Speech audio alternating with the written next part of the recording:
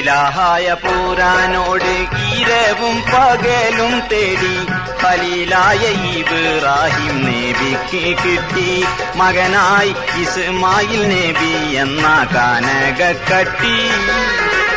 ഇലാഹായ പുരാനോട് ഇരവും പകലും തേടി ഖലീലായ ഇബ്രാഹിം നബിക്ക് കിട്ടി മകനായി ഇസ്മായിൽ നബി എന്ന കാനകക്കട്ടി.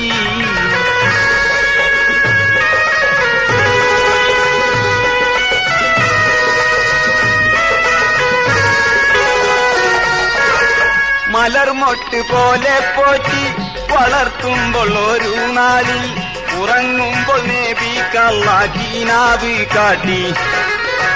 മലർമൊട്ട് പോലെ പോറ്റി വളർത്തുമ്പോൾ ഒരു നാളിൽ ഉറങ്ങുമ്പോൾ നബിക്കല്ലാഹ് കിനാവ് കാട്ടി.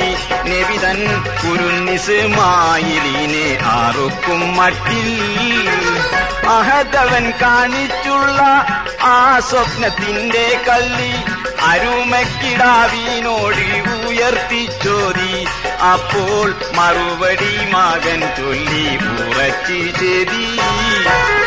ഇലാഹായ പുരാനോട് ഇരവും പകലും തേടി ഖലീലായ ഇബ്രാഹിം നബിക്ക് കിട്ടി മകനായി ഇസ്മായിൽ നബി എന്ന കാനകക്കട്ടി.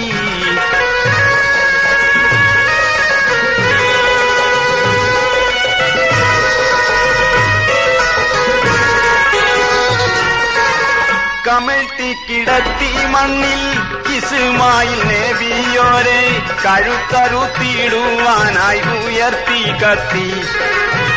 കമഴ്ത്തി കിടത്തി മണ്ണിൽ ഇസ്മായിൽ നബിയോരെ കഴുത്തറുത്തിടുവാനായി ഉയർത്തി കത്തി. ഉടനെ കർത്താവിൻ മറുപടി അത് വിടുത്തി. വിടുത്തിയതിന്റെ വാതൽ ബലിയർപ്പണം ചെയ്യാൻ കൊടുത്ത് ഒരാട്ടിൻകുട്ടി ഖലീലുള്ളാഹ്ക്ക് വേഗം ആട്ടിനെ അറുത്തി ഇബ്രാഹിമിൻ ഹഖ്.